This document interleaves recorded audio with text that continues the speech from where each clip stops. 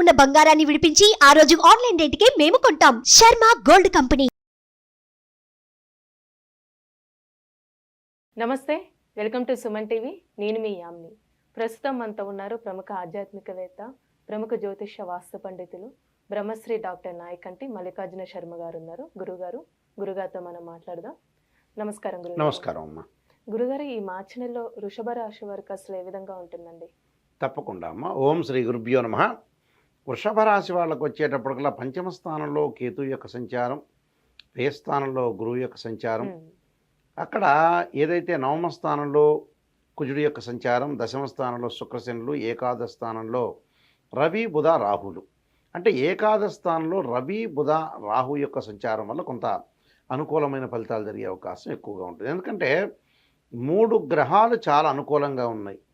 అంటే ఏకాదశ స్థానంలో ఎప్పుడైతే రవి బుధ రాహు యొక్క ఫలితం వల్ల వృత్తిపరంగా అనుకూలంగా ఉంటుంది. అంటే రవి ఎప్పుడు కూడా వృత్తి కారకుడు. అంటే ఇవన్నీ కూడా గోచారీత్యా చెప్పబడే ఫలితాల్లో ప్రధానంగా మన స్థితిగతుల్ని, మన ఆలోచన సరళిని, చేసే ప్రయత్నాలని ఎంతవరకు మనం చేయగలుగుతాము, నిజంగా సత్యాన్ని ఎంతవరకు గ్రహించగలుగుతాము అనే దాన్ని బట్టే ఇదంతా కూడా గోచారీత్యా ఎలాంటి ఫలితాలు, ఏ యొక్క గ్రహం ప్రభావం ఉంటుంది అని మన మనస్సును, స్థితిని, ఆలోచనను చెప్పగలిగేదే గోచారం అంటారు. అక్కడ 11వ స్థానంలో రవి బుధ రాహు ఇక 100% సుఫలితాన్ని ఇస్తాడు. రవి వల్ల ఎలాంటి ఫలితాన్ని పొందుతాడు అనంటే ఆరోగ్యపరంగా అనుకూలంగా ఉంటుంది. అంటే శరీరపరంగా శరీరం రుగ్మతలు లేకుండా మేధాశక్తిని పెంచేది రవి కాబట్టి రవి వల్ల అనుకూలమైన ఫలితాలు జరుగుతాయి. ఆరోగ్యం అనేది బాగుంటుంది. అలానే వృత్తిరీత్యా కూడా వృత్తికారకుడు కూడా ఇక్కడ రవి కాబట్టి వృత్తిపరంగా అనుకూలంగా ఉంటుంది. నూతన ప్రయత్నాలు, నూతన ఉద్యోగాల ప్రయత్నాలు ఫలించే అవకాశం ఉంటుంది. అంటే వ్యాపారం పెట్టుకున్నా కూడా వ్యాపారం వాళ్ళకు కూడా అనుకూలమైన ఉంటుంది. అంటే భాగస్వామ్య వ్యాపారం కలిసి వస్తుంది. వ్యాపార పరంగా కూడా అనుకూలం ఉంటుంది. అవగాహన కూడా చాలా ఎక్కువగా పెరిగే అవకాశం ఉంటుంది. అలానే బుధుడి వల్ల కూడా మీరు అన్నట్టుగా భాగస్వామ్య వ్యాపారం బాగా కలిసి వస్తుంది. అంటే జ్ఞానం పెరుగుతుంది. అలానే అవగాహన సామర్థ్యం పెరుగుతుంది. అవగాహన సామర్థ్యంతో పాటు వ్యాపార దక్షత పెరగటం, నూతన వ్యాపారాలు ప్రారంభం చేయటం, ఆ వ్యాపారంతో పార్ట్నర్షిప్ సంబంధించిన వ్యాపారం కూడా బాగుంటుంది. అలానే రాహు వల్ల కూడా విదేశాలకు వెళ్ళే అవకాశాలు ఎక్కువగా ఉంటాయి. అంటే విదేశాలకు వెళ్ళటం ఒకటి, నరదృష్టి తగ్గే అవకాశం ఎక్కువ ఉంటుంది. అంటే ఏదైనా సరే ఈ రాహు యొక్క ఫలితం వల్ల విదేశాలకు వెళ్ళటమే కాకుండా చక్షుదోషం అంటారు. అంటే ఏదైతే కన్ను దోషం అనేది తగ్గే అవకాశం ఎక్కువ ఉంటుంది. అంటే నరదృష్టి తగ్గే అవకాశం అనేది బాగా ఎక్కువ ఉంటుంది. అంటే ఆర్థిక పరంగా లావాదేవీల విషయంలో కూడా పుంజుకునే అవకాశం ఎక్కువగా ఉంటుంది. అలానే వీళ్ళకి దశమ స్థానంలో శని, అంటే వాస్తవంగా దశమ స్థానంలో శని అంటే కంటక శని అంటారు. కంటక శని వల్ల వృత్తిపరంగా రవి బాగున్నాడు కాబట్టి దాని యొక్క ప్రభావం తగ్గుతుంది. అంటే శని యొక్క ఆందోళన చెందాల్సిన పనేమి లేదు. అలానే దశమ స్థానంలో శుక్రుడు యొక్క ఫలితం వల్ల కూడా ధనాదాయం అనేది ఆర్థిక పరంగా గతం కంటే కూడా మెరుగైన ఫలితాలు సాధించడానికి అవకాశాలు అనేవి పుష్కలంగా వచ్చే అవకాశం ఎక్కువగా ఉంటుంది. మనకు అవకాశం అనేది పుష్కలంగా వచ్చింది కాబట్టి బెటర్గా లైఫ్ అనేది ఉండే అవకాశం అనేది ఒకటి ఉంటుంది. అలానే పంచమ స్థానంలో కేతు యొక్క సంచారం వల్ల సంతానపరంగా కానీ, కొంత సంతానం ఉన్నవాళ్ళు కానీ కొంత ఆందోళన చెందుతూ ఉంటారు. అంత ఆందోళన చెందాల్సిన పనేం లేదు. ప్రయత్నాలు ఏదైతే సంతానం లేని వ్యక్తులు ఎవరైతే ఉంటారో వాళ్ళ ప్రయత్నాలు కూడా వాళ్ళ యొక్క బర్త్ చార్ట్ మీద ఆధారపడి ఉంటుంది. కాబట్టి ఆందోళన చెందాల్సిన పని ఉన్న పిల్లలు ఉన్న వాళ్ళు ఎవరైతే ఉంటారో వాళ్ళు మటుకు కొంతగా శ్రమ పడుతూ ఉంటారు. అంటే పిల్లల యొక్క చదువులు కానీ, పిల్లల యొక్క ఉద్యోగాలు కానీ, పిల్లల యొక్క పెళ్ళిళ్ళ విషయంలో కొంత ఆతృత అనేది మానసికంగా కొంత ఆందోళన చెందుతుంటారు.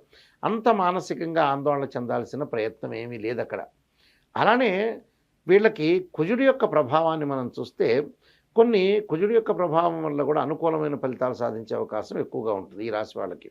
ఎలాంటి ఫలితాలు, ఏమిటి కారణం అంటే వీళ్ళకి నవమ స్థానంలో కుజుడి యొక్క సంచారం. కుజుడు మామూలుగా ఏంటంటే 3, 6, 11 స్థానాల్లో ఉంటేనే నిజంగా సుఫలితాన్ని ఇస్తాడు. 9వ స్థానాన్ని ఇస్తే 9వ స్థానంలో కుజుడు ఉంటే ఏంటంటే ఏదైనా సరే మధ్య రకమైన మిశ్రమ ఫలితాన్ని ఇచ్చే అవకాశం ఎక్కువ ఉంటుంది. దానివల్ల ఎలాంటిది, బంధువులతోటి కొంత సహనంగా వహించాలి, మిత్రులతోటి కూడా కొంత సహనంగా వహించి ముందుకు వెళ్ళాలి. లేకపోతే కొన్ని చిన్న చిన్న విషయాలకి చిలికి గాలివానయ్యి వచ్చే అవకాశాలు ఎక్కువ ఉంటాయి ప్రధానంగా. అంటే కొంతమందికి ఎలాంటి వ్యక్తులు అంటారు, మొండి వ్యక్తులు కొంతమంది ఉంటారు. అంటే మనం వాళ్ళకి ఎంత చెప్పినా కూడా ఎదుటి వాళ్ళకి ఎక్కదు. ఆ ఎక్కని వాళ్ళతో ఏం చేయాలి, లౌకిక భావంతో వీళ్ళు వెళ్ళాలి. ఎందుకంటే మార్చి నెల మొత్తంలో కూడా ఈ వృషభ రాశి వాళ్ళు లౌకిక భావంతో ఉండాలి. సరే ఒకవేళ తప్పు కానీ అదే మంచి కానీ చెడు కానీ ఎదుటి వాళ్ళకే వదిలేసేటట్టుగా ఉండాలి.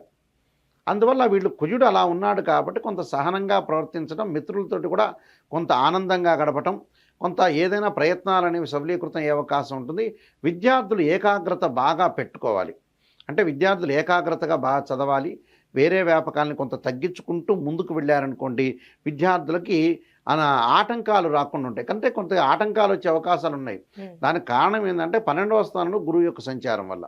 ఆ ఆటంకాలు లేకుండా శ్రద్ధ పెట్టి వాళ్ళు చదువుకోవటం మంచిది. అలానే స్త్రీల విషయానికి వచ్చేటప్పటికల్లా ఏదో ఒక ప్రయత్నం అనేది నేను సఫలీకృతం చేసుకోవాలి, ఆ ప్రయత్నంలో నేను ముందుకు వెళ్ళాలి. కుటుంబ జీవితాల్లో కొంత ఒత్తిళ్లకు కూడా గురయ్యే అవకాశాలు ఎక్కువగా ఉంటాయి.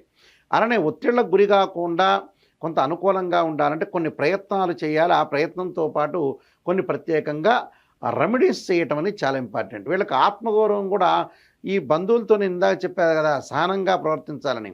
అంటే మొండి వాళ్ళతోటి ఎప్పుడైనా సరే ఓకే అంటుండాలి. వాళ్ళు ఎటు జీవితంలో వినరు. బ్రహ్మ 500 సంవత్సరాలు ఇచ్చినా కూడా వాళ్ళు వినే రకం కాదు. అంటే బ్రెయిన్ మెచ్యూరిటీ లెవెల్స్ కొంతమందికి పెరగవు. ఓకే అంటే సరిపోతుంది, ఎదుటివాడు బాగుపడతాడు ముందు. ఇప్పుడు వీళ్ళకి ఎలాంటి పరిహారం చేయాలండి? వీళ్ళు తప్పకుండా పరిహారం చేయాల్సింది ముఖ్యంగా ఏమిటి అని అంటే, వీళ్ళు గురువు యొక్క పరిహారం చేసుకోవాలి. గురువు యొక్క పరిహారం చేసుకోవాలంటే ఏంటంటే, శనగలతోటి చేసిన ఏదైనా సరే నైవేద్యాన్ని గురువారం రోజున నైవేద్యం పెట్టడం ఒకటి. ఆ నైవేద్యంతో పాటు ఏదైతే నైవేద్యం పెట్టడమో తలానే దత్తాత్రేయ స్వామి యొక్క స్తోత్ర పారాయణం చేయడం చాలా మంచిది. దానితో పాటు ముఖ్యంగా వీళ్ళు చేయాల్సింది ఏంటంటే, భయాన్ని తొలగించుకోవడానికి, ఆందోళన ఉండకుండా ఉండటానికి ఆంజనేయ స్వామి యొక్క ఆరాధన. వీలైతే మంగళవారం కూడా ఆంజనేయ స్వామికి సంబంధించిన తమలపాకుల పూజ చేయటం, ఆంజనేయ స్వామి యొక్క ప్రదక్షిణాలు చేస్తే మంచి జరిగే అవకాశం ఖచ్చితంగా ఉంటుంది. ధనపరంగా అంత ఇబ్బందులు కలగవు, కానీ ధనం పరంగా పొదుపును పాటించడం మంచిది వీళ్ళకి. అంటే విచ్చలవిడిగా ఖర్చు చేసుకున్నాం అంటే ఎందుకు ఖర్చు చేయాలో దాన్ని బట్టే మనం ఖర్చు చేసుకుని ముందుకెళ్తే మనకి మంచి రిజల్ట్స్ వచ్చే అవకాశం ఖచ్చితంగా ఉంటుందమ్మా. చాలా చక్కగా తెలియజేస్తారండి. ధన్యవాదాలు. నమస్కారం అండి.